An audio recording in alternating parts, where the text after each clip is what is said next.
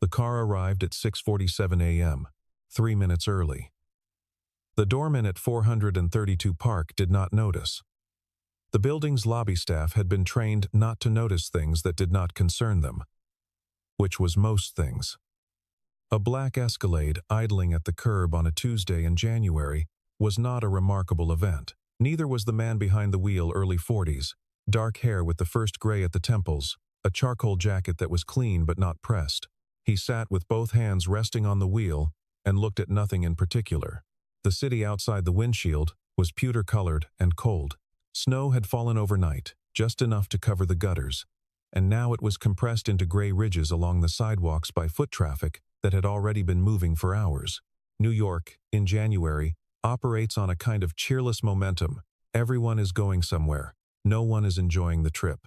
At 6:52, the revolving door of the lobby turned, and Catherine Aldridge walked out. She was 41, though most people guessed younger and a few guessed older, depending on whether they were looking at her face or her posture. Her posture belonged to a woman who had been making load-bearing decisions since her early 30s, which she had. She wore a charcoal wool coat, not the same gray as the jacket in the front seat, but a darker, more deliberate gray. The gray of something chosen, and she was already on a call, the phone pressed to her ear, her other hand gripping a leather portfolio. She reached the car. The doorman opened the rear door. She got in without breaking the sentence she was in the middle of. And I need those numbers before the 10 o'clock, not after. If Brennan hasn't confirmed the clause revision, tell him it's not optional. A pause. I don't care what his calendar says.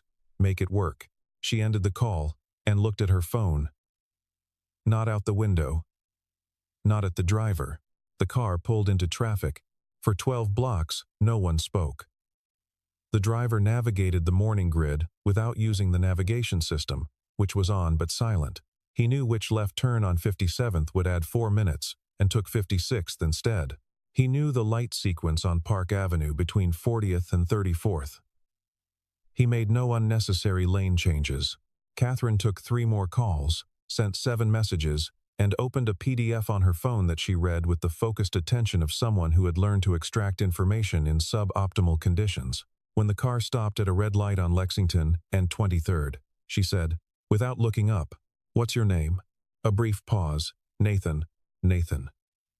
She said it the way a person confirms an appointment, acknowledging, not connecting. "Has anyone briefed you on protocol?" "No music, unless I ask." "No phone. If I'm on a call, no questions." "Understood." She went back to the PDF. The light changed. Nathan Calloway had been driving for Aldridge Capital for 11 days.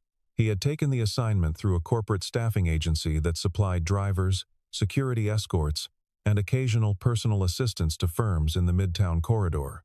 His previous assignments had included a 3-week post with a hedge fund in Greenwich and 2 weeks with a family office near Bryant Park. He was, as far as the agency was concerned, reliable, discreet, and available. What the agency's file did not include: a degree in computer science from Carnegie Mellon, a subsequent MBA from Wharton, 7 years at a firm called Meridian Structural Capital, a mid-sized private equity shop that had been, for a period in the mid-2010s, one of the more consequential players in distressed corporate restructuring, and a daughter named Lily, age 7, who was currently asleep in an apartment in Astoria under the supervision of a neighbor named Mrs. Pruitt, who charged $40 for early mornings and did not ask questions. Nathan did not think of himself as concealing any of this. He had not been asked. Catherine Aldridge was the CEO and majority shareholder of Aldridge Capital Partners, a private investment firm with approximately $4.2 billion in assets under management. She had founded it at 33 with 2 partners, both of whom had since departed, one to a competitor, one to retirement in the Berkshires. She had run it alone for the past 6 years. The company was healthy on paper. In practice, it was in the early stages of something it did not yet have a name for. She did not discuss this with the driver. They arrived at the Aldridge Capital, building a steel and glass tower on Madison near 48th at 7:21 a.m. Catherine was already out of the car before it fully stopped, portfolio in hand, phone to her ear again. She walked through the lobby without looking back. Nathan watched her disappear into the elevator bank. Then he drove the Escalade to the parking structure on 47th and sat in the quiet for a moment before checking his own phone.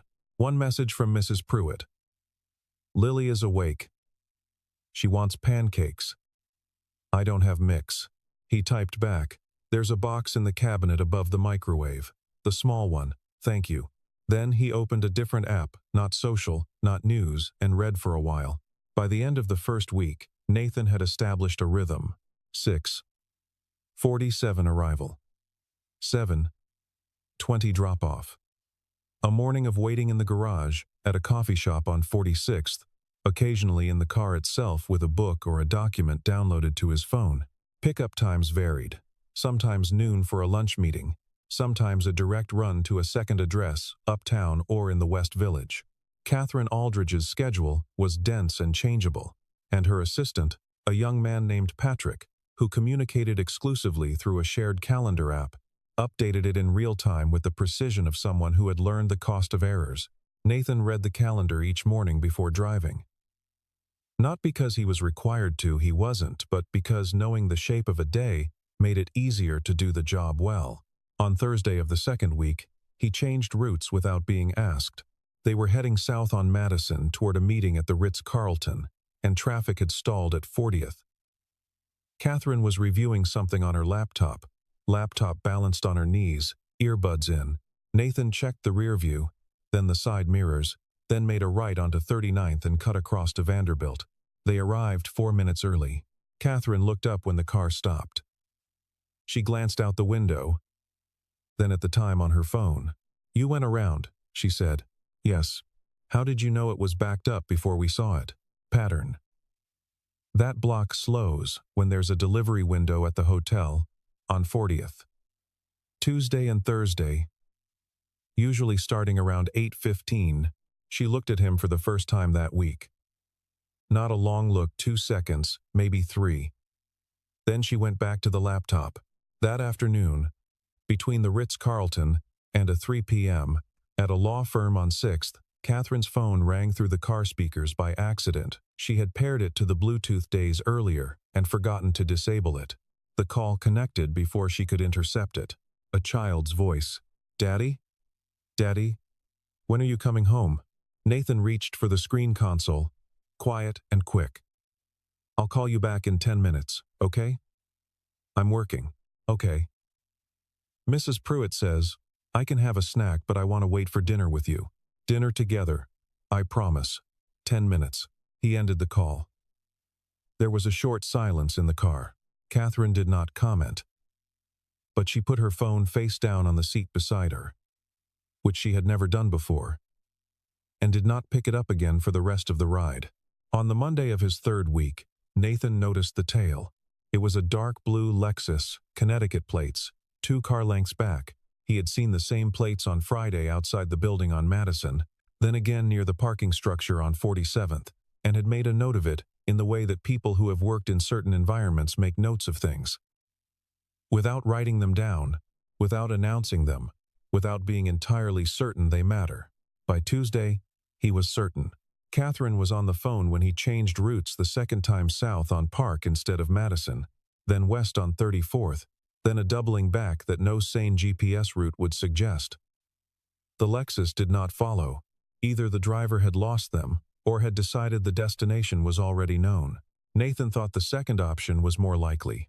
He said nothing. That afternoon, Catherine received a call that she took in the car, unusual. She normally stepped out for anything she didn't want overheard. This time she either forgot Nathan was there, or had decided it didn't matter. The filing is being contested, said a voice through the speaker. Male, precise. Not formally, not yet. But someone has been asking questions about the Series B documentation. Which questions? Specifically, around the Hargrove Clause, the subordination language. A pause. That language has never been made public. I know that. She ended the call. Her posture changed a degree or two, barely perceptible, the difference between controlled and bracing. Nathan kept his eyes on the road. 2 days later, there was a different kind of incident. Catherine was in a meeting on the 14th floor. and Nathan was in the parking structure when Patrick called him. "Can you move the car? There's a maintenance truck blocking. I'm in spot 7. No. I mean, Miss Aldridge's lunchtime calendar just got moved. The 12:30 got pushed. But she has a 1:15 now at an address in Chelsea. Can you have the car in front of the building at 12:45? Who updated the calendar?" A pause. "It's showing an edit from her account. Can you confirm with her directly?" A longer pause. "I'll check." Patrick called back in 4 minutes. "She says she didn't make that change. Her 12:30 is still on." "Understood. I'll be in front at 12:20. He was there at 12:18. Nothing happened at the 12:30. But he watched the building's camera feeds, not because he had access to them, but because he watched the street, which was its own kind of feed, and saw a man he had seen before. Different car this time, same shoes. He wrote down the make of the shoes in his phone's notes app. Not because it was evidence. Because it was a detail, and details were how you built a picture. The board meeting was on a Wednesday. Nathan did not attend it. He drove Catherine to the building at 7:45, watched her disappear into the lobby, and parked. He ate a sandwich in the garage and read a prospectus that he had no reason to be reading, a prospectus for a structured note offering tied to a portfolio of mid-market loans, one of which, he happened to know, was connected to a company called Aldridge Capital Partners through an entity called Hargrove Bridge Fund II. He had pulled the document 2 days ago, on his own time, in his apartment in Astoria. After Lily was asleep, at 11:22, Patrick called. "She needs you at the side entrance." Now, the tone was different. Nathan was in the car and moving before Patrick finished the sentence. Catherine came out of the side entrance on 47th Street looking like a person who has just been told something they have suspected for some time and found it worse than they expected. Her jaw was set. She got into the car without speaking and looked out the window as Nathan pulled into traffic. 40 seconds of silence. "Take me to the Standard High Line." She paused. "The bar, not the restaurant." Yes, it was not yet noon. In the elevator up to the parking structure that afternoon, Nathan had overheard accidentally, unavoidably, a conversation between two of Aldridge Capital's junior analysts. They were discussing, with the specific nervous energy of people who have been told only part of a story, a name: Warren Stiles. Stiles was the firm's CFO. He had been with Aldridge for 4 years, brought in by the second departing partner, and had, by most accounts, been a steadying presence through the firm's expansion phase. He was, Nathan thought, the kind of person who was most dangerous when everyone around him felt comfortable. At the Standard bar, Catherine drank 1 glass of sparkling water, made 2 calls, and stared at the Hudson for a while. Nathan waited in a loading zone outside. He was not asked in. When she returned to the car at 1:40, she said, "The board meeting didn't go the way it was supposed to." She had never told him anything before. Not really. He didn't know if she meant him to respond. "Do you want to go back to the office?" he asked. "Yes." Then, "No. Take me to Chelsea. There's an address I need to check." She read it out. "I'm not in the system for this visit. Can you manage that?" Meaning not on the calendar. Meaning not on the calendar. Yes. They drove to Chelsea. She went into a building Nathan recognized it housed, among other tenants, a law firm that specialized in shareholder disputes, and came out 30 minutes later looking no less composed, but somehow different, like someone who has made a decision and is waiting to find out if it's the right one. On the drive back, she said, "Stiles has been in contact with a group trying to acquire a controlling position in one of our underlying funds." Nathan said nothing. "I need to know who they are, really who they are." She was looking out the window. "I have lawyers working on it. But lawyers move slowly." "I know," Nathan said. She glanced at the rearview mirror. He was watching the road. She looked away. It happened on a Friday. Nathan had Lily that day. School had a professional development session, which meant no class. which meant Lily had been with him all morning in the car while he waited for a 2 p.m. pickup. He had set her up in the back seat with a sketchbook and a box of colored pencils, and she had been drawing with the focused silence of a 7-year-old who takes the work seriously. He had parked on 47th, engine running for warmth, when his phone showed an unscheduled message from Patrick. Miss Aldridge, coming down early. 15 minutes. There was not enough time to take Lily back to the apartment. Not enough time to arrange anything else. He turned in his seat. Lily, I need you to be very quiet for a while. A lady is going to get in the car. Lily looked up from her sketchbook. What lady? A woman I work for. Is she nice? Nathan considered this. She's very busy. That's not the same. No, he agreed. It's not. Catherine came out of the building at 1:47, phone to her ear, and got into the back seat. She registered Lily in the way a person registers an unexpected object on a chair, a half-second stall, a recalibration. Lily looked at her, then went back to drawing. Catherine lowered the phone slightly. Who is? My daughter, Nathan said. I apologize. Her school is closed today. It won't happen again. A pause that could have gone several directions. Fine, Catherine said. Then, into the phone. I'll call you back. She put the phone on the seat. For 3 blocks, there was the city noise, the heater, and the sound of colored pencils on paper. Then Lily held up the sketchbook, turned toward Catherine, and said with complete seriousness, Do you want to see? Catherine looked at the drawing. A house. A tree with orange leaves. A figure that was recognizably a man with dark hair. A figure that was smaller next to him. Simple, unashamed. Earnest. That's your house? Catherine asked. It's going to be, Lily said. We live in an apartment now, but Daddy says someday we'll have a yard. What will you put in the yard? Lily thought about this with genuine deliberation. A swing. And a lemon tree. Because lemons are useful. Something happened in Catherine's face, not a smile exactly, more like the passing of a shadow, a brief opening. They are, she said. Lemons are very useful. She did not take another call the entire ride. When they arrived and Lily was gathering her pencils, Catherine said quietly, not looking at Nathan directly, She's lovely. Nathan said, Yes. She is. Nothing more was said.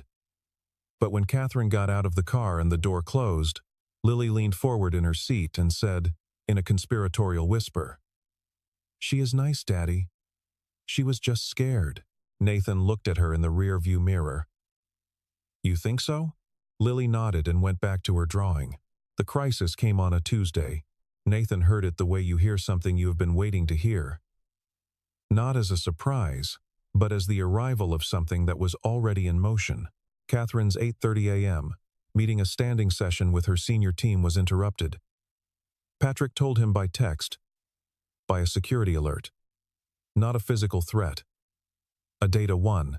Someone had accessed the firm's internal document server and downloaded a compressed archive of files related to the Hargrove Bridge Fund II portfolio. 18,000 documents. By 9:15, the firm's outside counsel was in the building. By 10, there were 3 people from a cybersecurity firm Nathan knew by reputation, a mid-size outfit that did good work, but moved slowly, setting up in a conference room on 12. By 10:45, Catherine came down. She did not look like a person in crisis. She looked like a person managing one, which is a different thing. Her coat was on before she reached the lobby. She walked to the car without pausing. Drive, she said. Nathan drove, after 8 blocks. I need to go to a meeting at 30 Hudson Yards. But not until 2. I need somewhere between now and then. I know a parking structure on 35th that has a quiet level. 2nd floor. You'd have signal. She said nothing for a moment. Then, all right. He drove to the structure. Parked. The city continued outside. In the car, Catherine was working her phone calls, messages, scanning documents. Her movements were controlled, but Nathan could see the controlledness of them, the effort of it. At 11:30, she said, Warren Stiles resigned this morning, before the security alert. A pause. He filed his resignation at 11:58 last night. Nathan said nothing, which means he knew, she said. Before anyone else? Yes. She looked at the back of his head in the rear view. How long have you known something was wrong? He thought about the Connecticut plates, the shoes, the prospectus. I've had concerns, he said, for about 2 weeks. And you said nothing. I didn't have anything concrete. What do you have now? He reached into the door pocket beside him. He had put it there that morning, after Lily left for Mrs. Pruitt's. After he had sat at his kitchen table for an hour deciding and passed a folded document back to her. It was 4 pages. A summary, with source citations, of what he had assembled. Catherine opened it. Read. She read all 4 pages without stopping. Then she read the first page again. The Lexus, she said, registered to a shell company.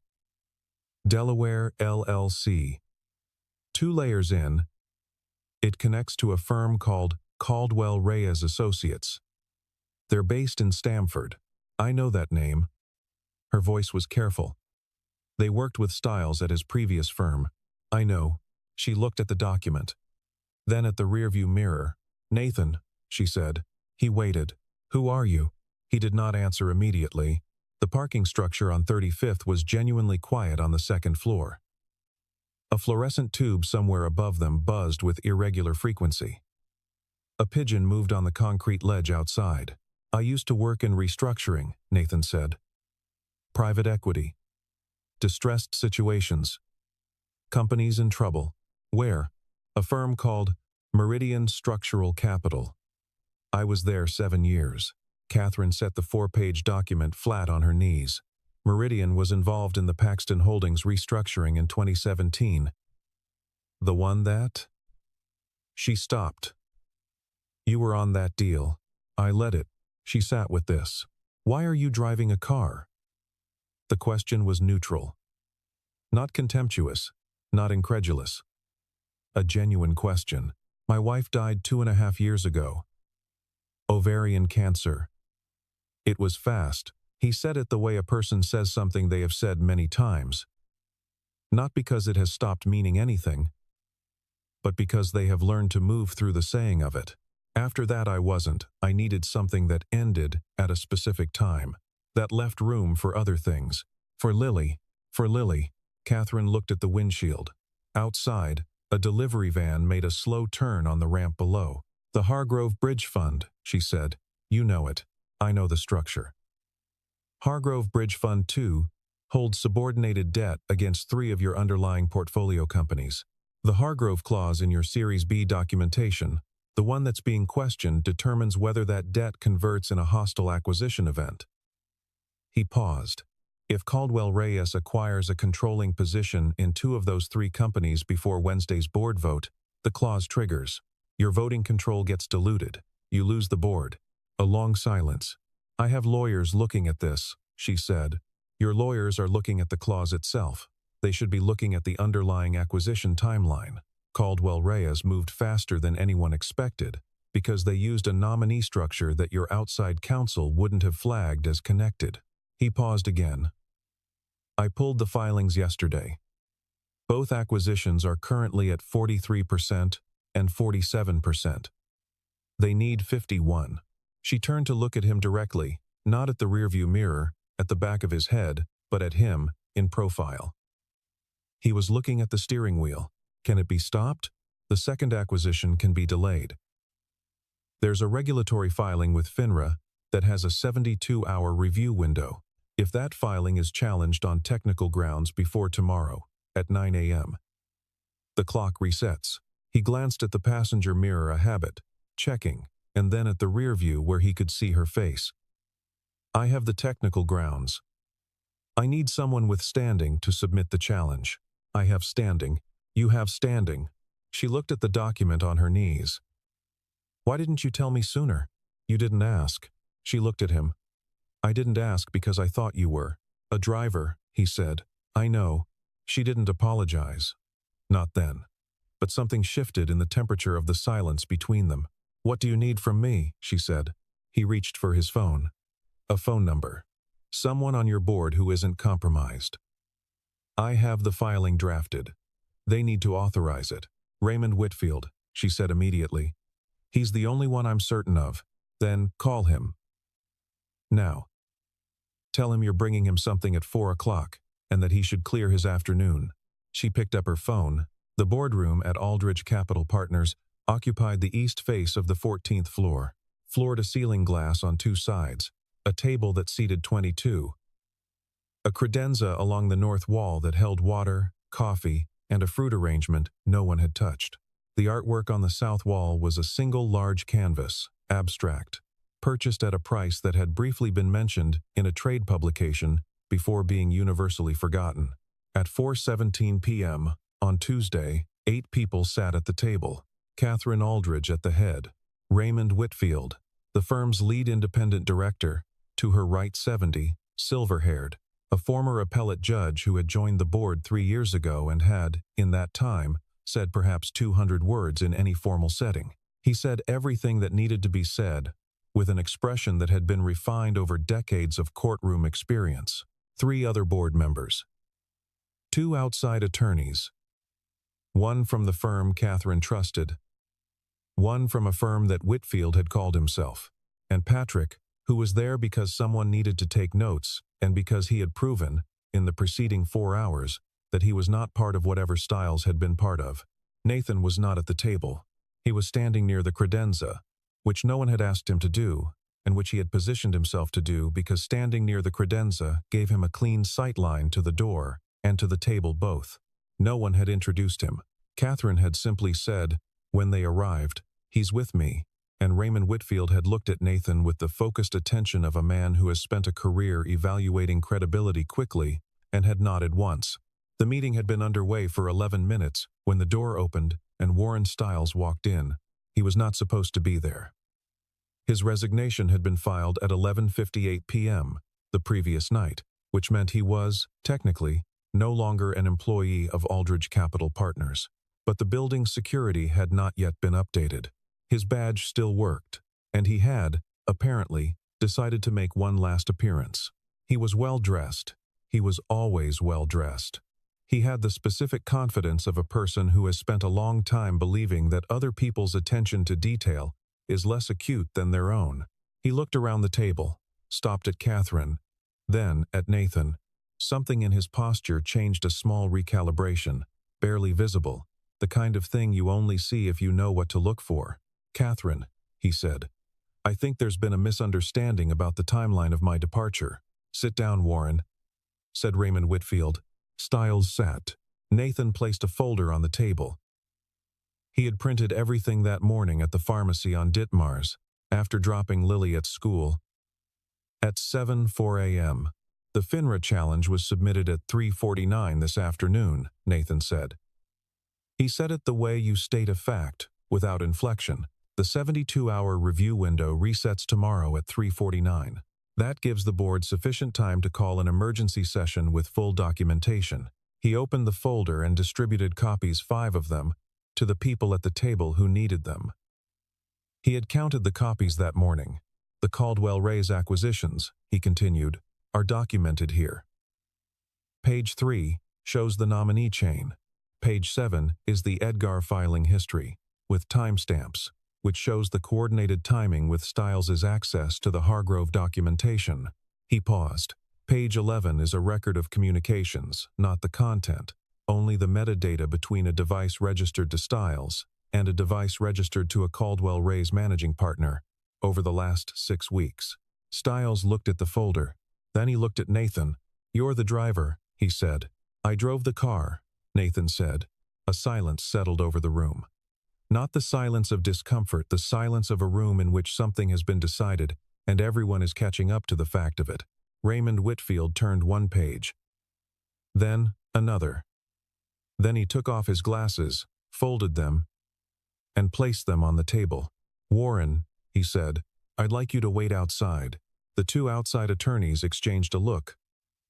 Stiles stood, and for a moment Nathan thought he might say something, might argue, might challenge, might do the thing that people in his position sometimes do, when they realize the room has turned and they have lost. But he didn't. He picked up his phone and walked to the door. He paused with his hand on the frame, looked at Catherine. She looked back at him, said nothing. He left. After the door closed, no one spoke for 4 or 5 seconds. Then, Catherine turned to Raymond Whitfield. "Can we move the emergency session to Thursday?" "Tomorrow," Whitfield said. "I'll make the calls tonight." Catherine looked at Nathan. He was already closing the folder. "Thank you," she said. He nodded once. The following morning, Lily wanted scrambled eggs with cheese. Nathan made them at the kitchen table in Astoria while she sat across from him and told him about a dream she'd had involving a horse that could talk, but only in Spanish, which she found frustrating because she only knew a few words. He listened and turned the eggs and thought about very little. Which was, he had found over the past 2.5 years. Sometimes the only way to get through a morning. The emergency board session was at 9 a.m. Nathan did not attend it. He had provided everything that was needed. And what was needed now was the kind of process that belongs to institutions, not to people who sit near credenzas. He dropped Lily at school at 8:20 and then drove the Escalade. It was still technically assigned to him through the end of the week to Madison and 48th, where he parked in the structure on 47th and sat with the engine off. His phone showed 3 missed calls from a number he didn't recognize. A text from the same number. "This is Catherine Aldridge. Can we meet this afternoon?" He replied, "Yes." "When and where?" 5. "I'll come to wherever you are." "Tell me where." He thought about this. Then, "There's a diner on 40, 4th and 9th. Mira's. I'll be there at 5. Mira's Diner was not a place where anyone from Aldridge Capital Partners had ever eaten. It had a counter with 12 stools, 4 booths, a laminated menu, and coffee that came in an actual ceramic mug. Nathan had been going there since his Carnegie Mellon days, when a friend had introduced him to it during a recruiting trip. And he had never entirely stopped. He was in a booth by the window at 4 to 52. He was reading a menu he already knew. Catherine Aldridge came in at 5:03. She was wearing the charcoal coat, the same one. She stood inside the door for a moment and looked around the room. And something about the way she stood there, not surveying, just orienting, was different from the way she moved into every other space he had seen her enter. She crossed to the booth and sat down. The waitress came and they ordered coffee. The waitress left. For a moment, neither of them spoke. "Warren has retained counsel," Catherine said. "The board voted this morning to refer the matter to regulators. The Caldwell-Reyes acquisition is on hold, pending the FINRA review." She wrapped her hands around the mug. The waitress had already brought the place, moved fast and looked at the table. "The firm is stable. For now." "Good," Nathan said. "Raymond Whitfield wants to know who you are." She paused. "I told him the outline," he said, and I'm quoting, "The man has good instincts and better preparation." Which, from Raymond, is nearly effusive. "I'll take it." Another pause. Outside the window, a bus went by. Someone at the counter laughed at something the cook said. "I want to apologize," Catherine said. She said it simply, without building to it, without the architecture of explanation that apologies sometimes get buried under. Just the words. Nathan looked at her. "You don't need to." "I do." She held the mug. "I didn't look at you. For 2.5 weeks, you were in that car every day, and I didn't look. I called you driver in my own head. It's a common habit. It's still a habit worth breaking." The coffee was hot and unremarkable, which was to say it was exactly right for the diner and the moment. "What happened to your wife?" she asked. Then, immediately, "You don't have to. Her name was Claire," he said. "She was a landscape architect. She was very good at it. She had this thing she'd walk into a space and immediately see what was missing, not what was wrong, but what was absent." He looked at the window. She was 38. It was fast. 14 months from diagnosis. Catherine didn't say she was sorry. She had probably said she was sorry 1,000 times in formal contexts, and had learned, or was learning, that sometimes the better thing is to simply stay present with what someone has said. Lily has her eyes, he said, and her habit of knowing when someone is scared. Catherine looked at him. She said something. She said you were scared. On the day she was in the car, a very brief silence. I was, Catherine said. I am. Running something that's being taken apart from the inside. Yes. She looked at her coffee. I've been running it alone for 6 years. I got very used to the idea that if anything fell apart, it was because I had failed it. She paused. It's a difficult way to run a company. It's a difficult way to live, he said. She looked at him. Yes. Outside, the city's late afternoon noise continued without them. A cab, a siren, brief and departing. The ordinary percussion of a Tuesday in January. Lily had a thing she did on mornings when Nathan was distracted. She would stand very close to him within arm's reach, just inside his peripheral vision, and say nothing. Just stand there. He had learned this was her version of checking in. Not asking, just being present until he came back. He came back from wherever he'd been, the kitchen counter, the window, the general distance of early morning, and looked at her. I'm here, he said. She nodded, satisfied, and went to get her backpack. At 8:10, Patrick called. Miss Aldridge is asking if you'll still be available this morning. I know the arrangement was through the end of the week, but He stopped, recalibrated.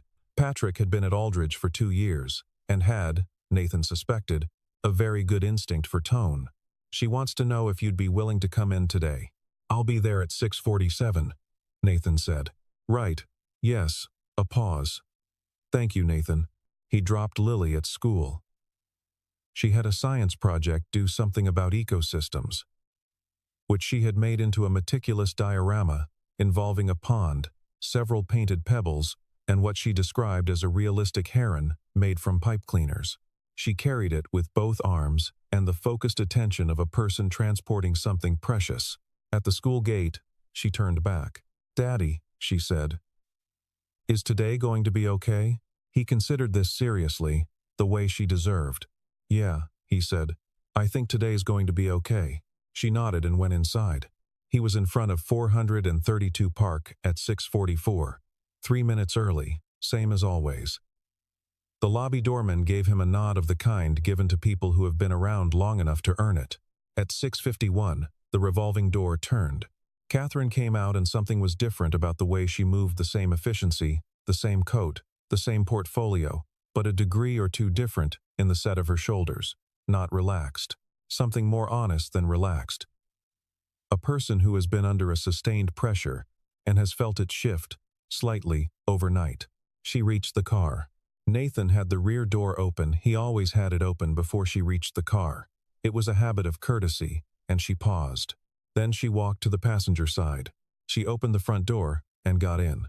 He looked at her. She looked at the windshield. I've been thinking, she said. About what you said. About the work. A pause. I want to offer you a role at the firm. Properly. Advising on structural risk and capital exposure. Working with the board directly. He had expected this. Had thought, the previous night, sitting at Lily's kitchen table after she was asleep, about what he would say when it came. I'll take it, he said, with conditions. She turned to look at him. Name them. I leave at 4. Every day, no exceptions. Done. Travel only when Lily can come, or there's coverage I arrange. Done.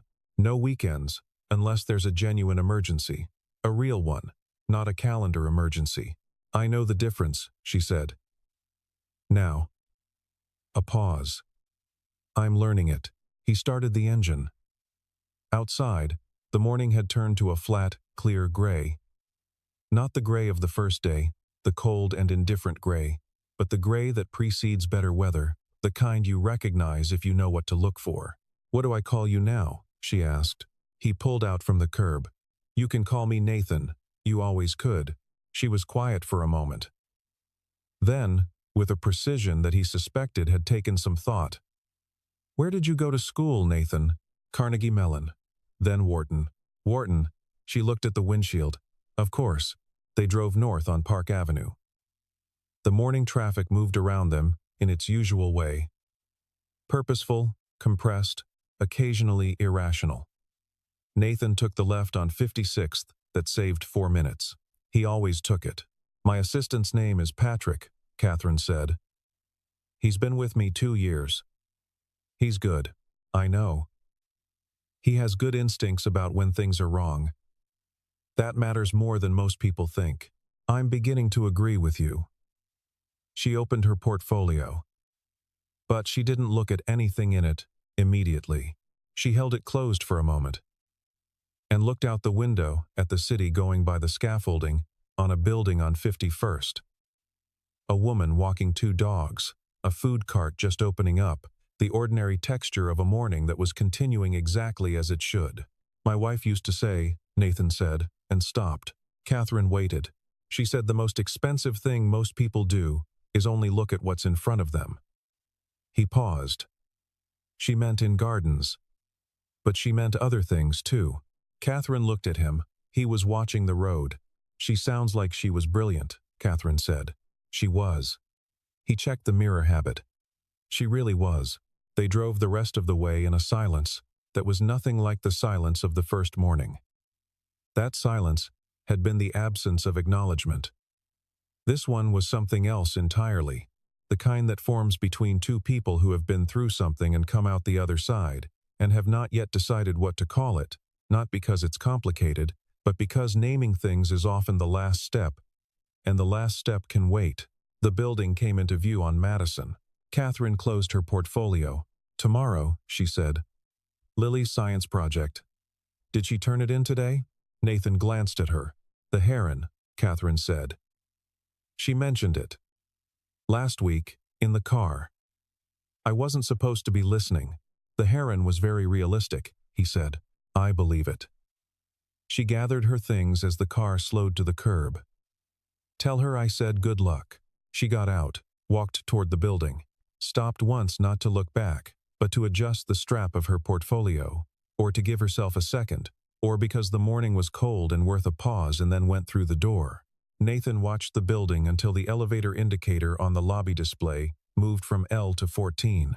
Then he pulled out from the curb, turned north, and drove.